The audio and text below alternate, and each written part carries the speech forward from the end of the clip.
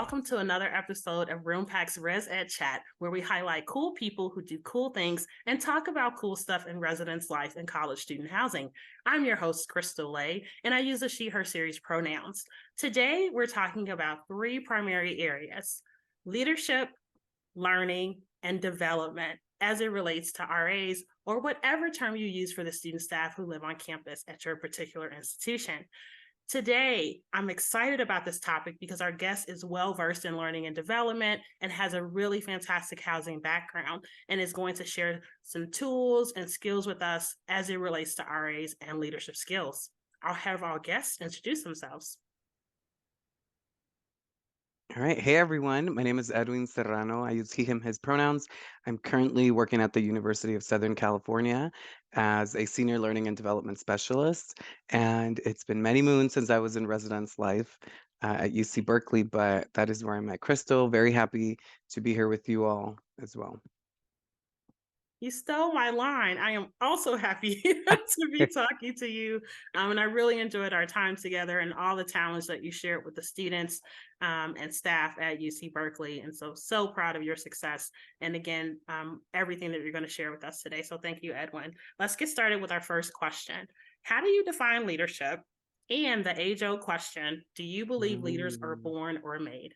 I love that. Alrighty. So, um, I'm just straight up, I think leaders are made. And I say this because it is totally the environment that really dictates, how people thrive, shine, or whether they can actually sit in comfort and let others do the work, right?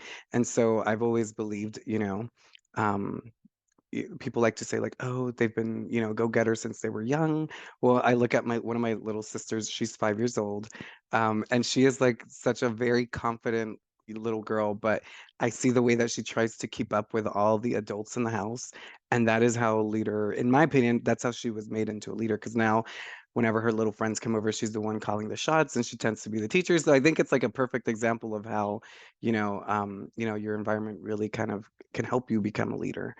um, and then leadership in general is an act. It's, I think people like to kind of find, symbols or images, and, whoever that is for you, always remember that it's the way that the things that people are doing. So think of it like that verb, right? So I think about, who are you doing it for? So the community that you're serving, the group you're advocating for, or maybe you're just a supervisor, responsible for a team of 15 student staff. But really thinking about, who you're serving is one of the things that I think about.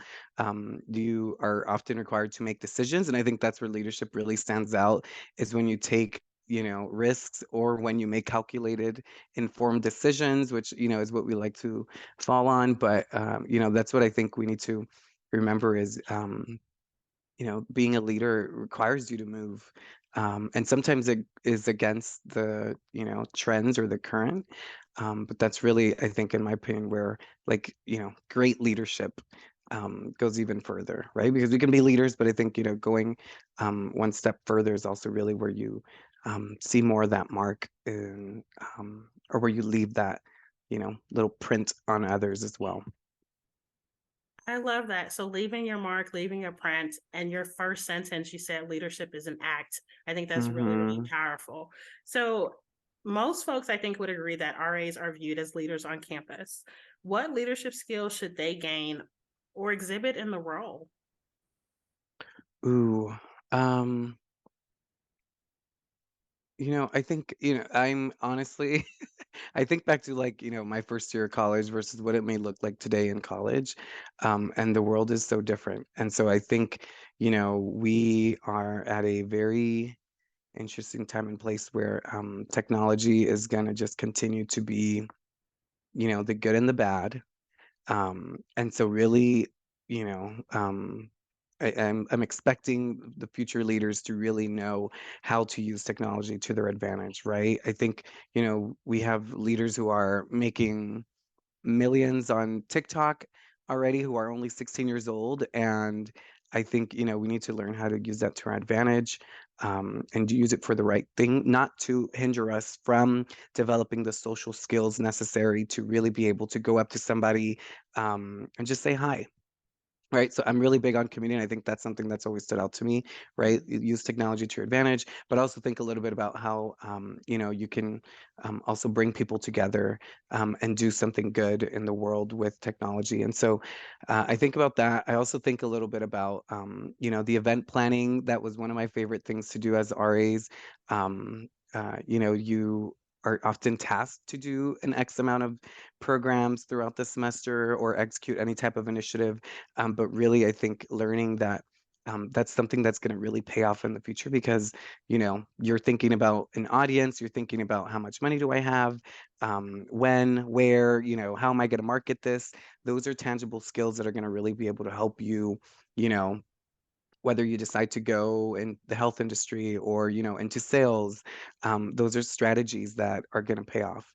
One of the other things I think about is, like holding others accountable. Mm, And I think that's, in my opinion, where you see that leaders really are courageous, right? And mhm, sometimes it goes against something that you were very comfortable or you were taught. For example, we're always, reminded like, okay, if you don't have nothing nice to say, don't say nothing at all. But sometimes you do have to say something because, if it doesn't feel right within you or, somebody's doing something they shouldn't be, you do need to hold people accountable.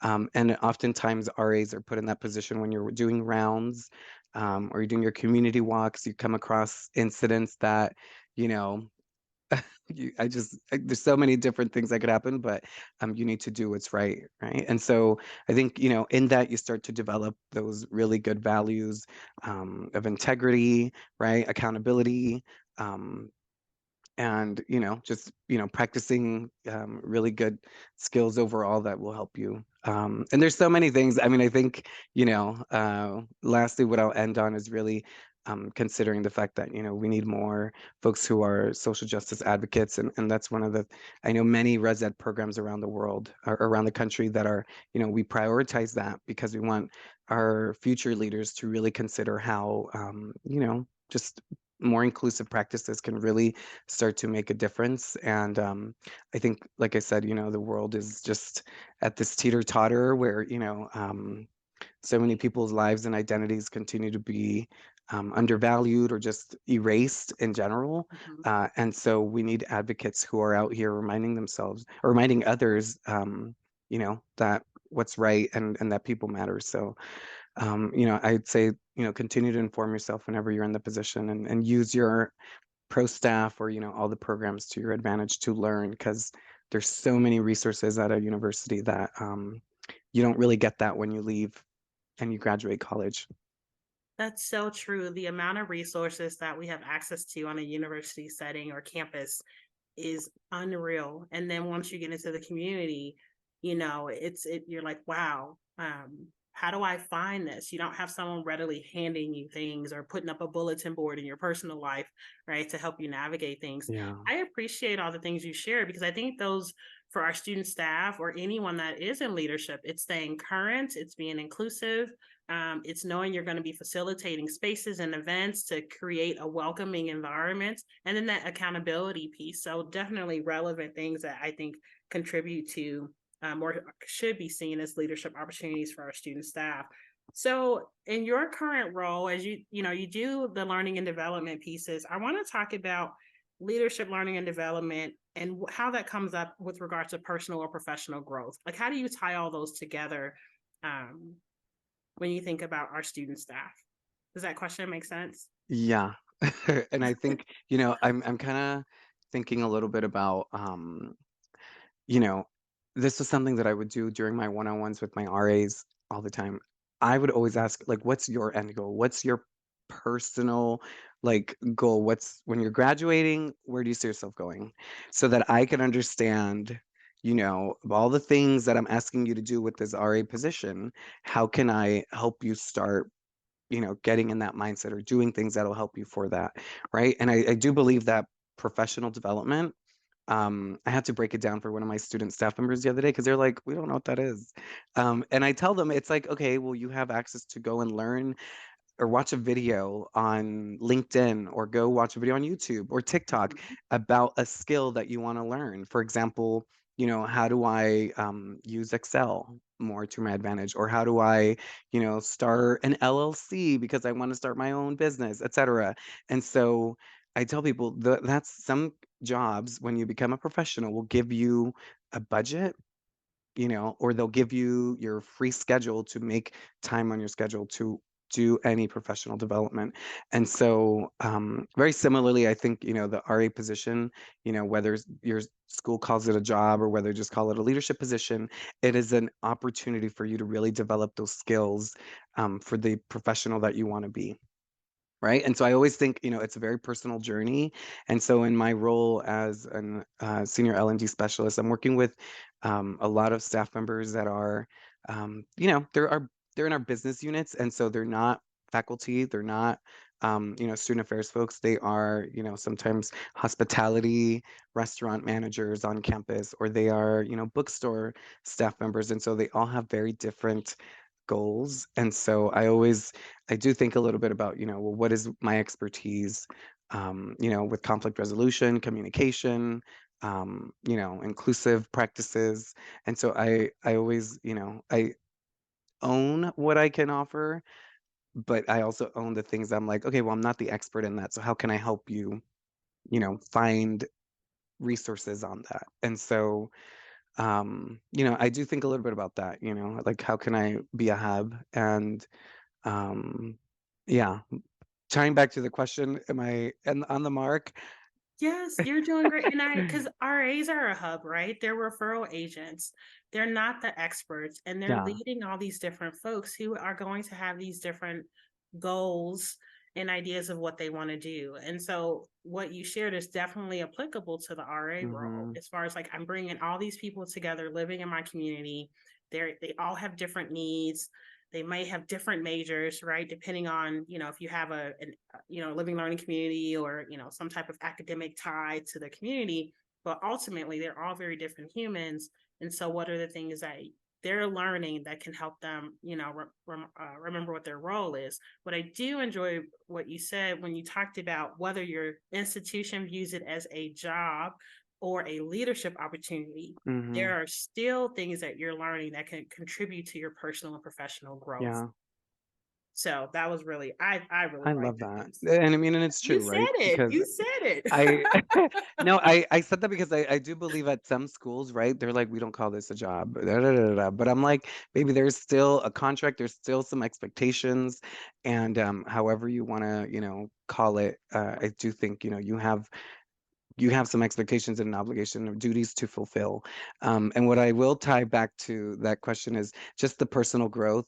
I think one of the best things that you get out of that position is just the number of people that you come across, and that you're meeting. And I think, that in itself, you learn something from every person that comes into your life, in my opinion. And I do think of, like, your coworkers or your peers on your staff, your residents, your RDs or your supervisors, that will eventually become your network once you leave.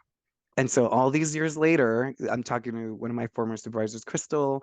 I have, one of my mentors who, is in Miami. She was one of my supervisors. Those are people that become, your go-tos. And so we need to remember, whether it's for professional or it's also just for like a personal, like, hey, I'm selling, this baked goods or da da da da. Those are the people that, you call your network. And so I do think, um, we need to remember that many other students don't get that when they're on college campuses, right? They wish they had, done experiences like this, because you have now unlocked that network that's going to be there for years. Well, hey, you give me the phone number to the person with the baked goods. How about that? I love it. All right, Edwin. So, talk to me about supervisors. What are some things that you think supervisors can do to help foster or encourage or develop leadership skills Mm, in the team that they supervise? ooh. I mean, I'll think about two things that I used to do that would set me apart from. I don't remember some of my other co-RDs that do this, but I used to let some of my RAs run the meeting, our weekly meeting, and I would tell them, it's your task to help me prep the agenda, and then find a discussion topic or some article. So I would, tell them, find something on BuzzFeed or find something that is in regards to, social justice and or some kind of, professional development topic. And then I would have the RAs facilitate somewhat of a discussion during our staff meeting. And I think that when you're with your residents, it is difficult to probably lead a program, but I think it's something said about being able to facilitate a discussion with your peers. And so I would like to challenge them every now and then about that. Um, I also, like I said, one of the things that I would do was really, get them to find one resource on campus or one program office or a faculty member that they could bring in to residents so that they could one I think they needed to just get out there. I think that was one of the things is a lot of the RAs sometimes were just very like, oh, we met them during training and then that's it, Yes. and then like you never ever came across the transfer student center again. We never went up to the veteran student center. And so I do think I was very adamant about either you're going to do something with a resident faculty or you're going to do something with a program or an office on campus. And so it is very annoying, but I'm like that's really something that you're going to learn from. And then yeah, I do think, like I said, getting to know your staff and asking them like what's your end goal, because sometimes some students are just really in it just for their personal reasons. But we need to really find ways to really see how we can help them develop those skills to get ready for their profession. So I had a lot of students at UC Berkeley, I think some of the like most brilliant students ever. And they were, they had bigger goals. And so, they weren't going to be in residence life forever. So we needed to really think about how we could, find them a mentor or find them, some kind of opportunity for them to really be prepared for those type of experiences. And often it was, let me just help you review your resume, right? And so I would lead leadership. I would lead little talks during our staff meeting where I was, reviewing their resume and provide different examples, or I would bring in somebody from the Career Center to make sure that I was just kind of giving them extra resources, because I think that's one of the things that we do is, we have that knowledge that we can provide them. This is perfect because I wanted to ask you about how do you encourage RAs or how do you coach them on using their leadership experiences when they're going out to get, let's say, an internship or even, move into the career field? Like, how do you talk about the RA experience and the leadership things that you have gained? Yeah. This is what I tell people all the time. I'm like, you are doing way more than and like, you're, responding to crisis emergency situations at night. Sometimes that involve, students' well-being and health. Guess what? If you're going to the medical field, there you go. You just have an Yes. example right there. Marketing, right? I think when you're thinking about the programs that you're doing, and you having to think about, well, how am I going to get the word out about it?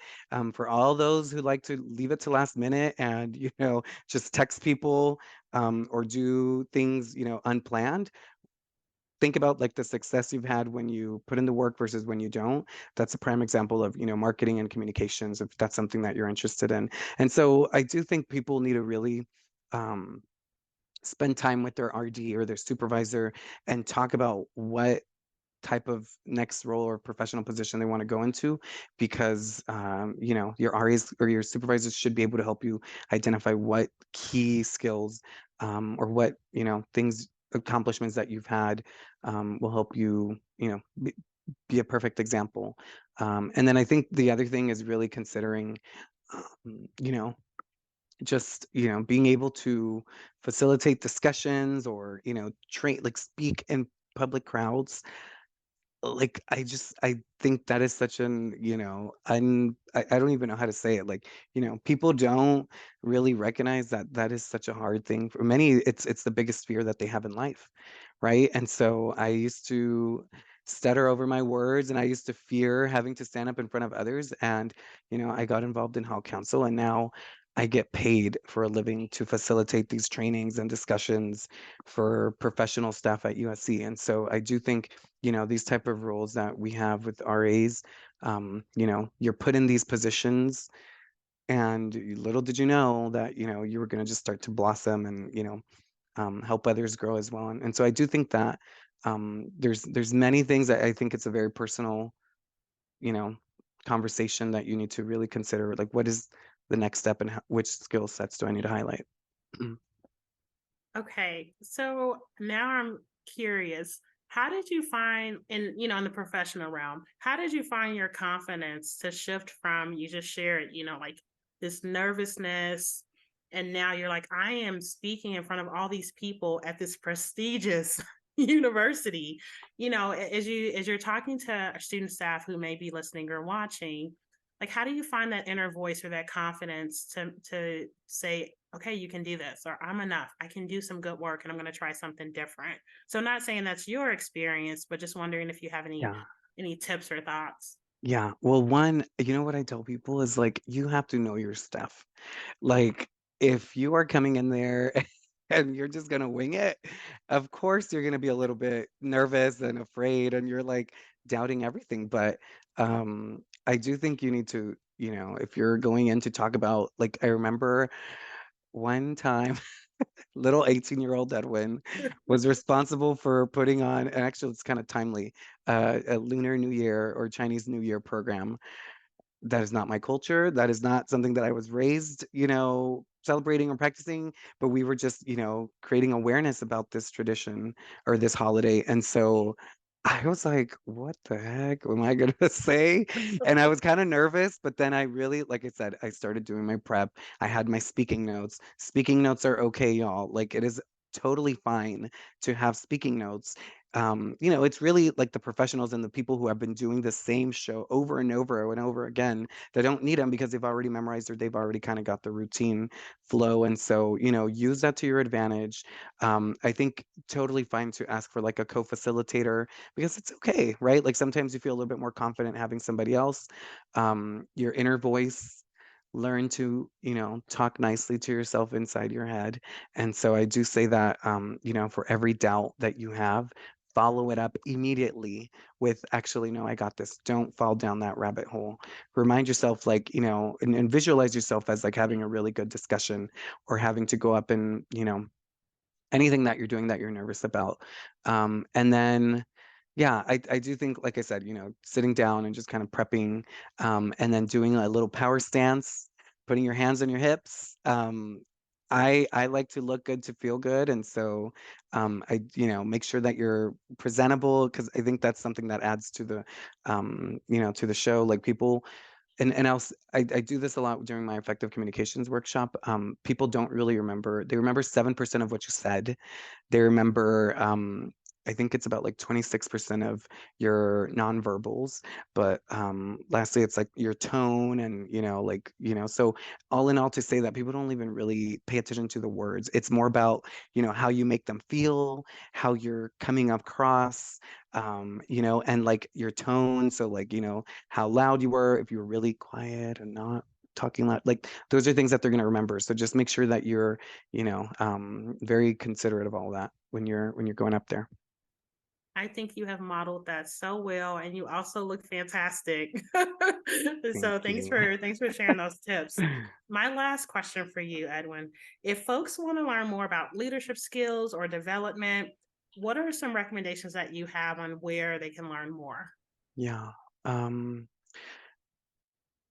I mean, I think this is the best feature here, right? Like our cell phones. I sit in traffic sometimes for 40 plus minutes on a given, like every day. And so I've tuned to like a lot of podcasts. And there are moments where I'm just like, you know what? I want to, find a talk on leadership or I want to find a talk on motivation. And so podcasts are really good because it can be listened to anywhere and everywhere. Um, like I said, resort to a lot of LinkedIn. And so, sometimes when I'm doing my own prep for my programs, I go to LinkedIn and I just find myself like just glued because I do think there's a lot of expertise out there. I used to read a lot, so I'm gonna I can't say any books, but you have your favorites of, like Seven Habits of Highly Effective People, or all that stuff. And so I do think, really spend time and ask yourself, like, well, what is the topic or something that is interesting to me? And I always constantly start looking at, I moved to um reading the morning news online in my email, and I will say that it really has sparked an interest in like a lot of different topics and things that are going on in the world, because like I said, a good leader in today's world really needs to stay on top of what's happening, because a lot of stuff is unfolding in front of us. And even then you might find something like a call or some need that needs to be addressed in the world. And so really stay current. I remember my college days. I can't tell you much of what was going on in the world because I was so disconnected, and we were so busy, and we were so, you distracted with all of our personal life things. But you have to stay informed, and I think that's really what your college years are about, right? Staying educated and staying informed so that you can really become the best leader once you leave there. That was amazing. I love all the threads that you've shared throughout, holding folks accountable, learning and growing, the podcast, just picking up your phone and looking things up, and just the access to information. It sounds like there's no reason to not try to add to your toolkit. I also like how you talked about, the supervisor part, right? Like, how are we empowering our student staff, the folks that we supervise, to lead in a place that should feel safe and comfortable and practice with their peers? So lots of really good nuggets and pieces that you shared with us today, Edwin. And I'm so happy that you made time for this. Thank you. I'm happy to have been back. It makes me miss being an RD just a little tiny bit, just a little bit. There's some jobs out there. No, There's some there, posts. you know what? I do think, it's in my best years for sure. We're with Res Life. And so I'm always grateful that I, just hopped into that train, and some really good times and a lot of learning moments as well. So I always wear it as a badge of honor. Oh, well, thank you again, Edwin. And then thank all of you for listening today to another episode of ResEdChat. If you have ideas for people or topics that you would love us to connect on, please reach out to Roompact and let us know. Take care.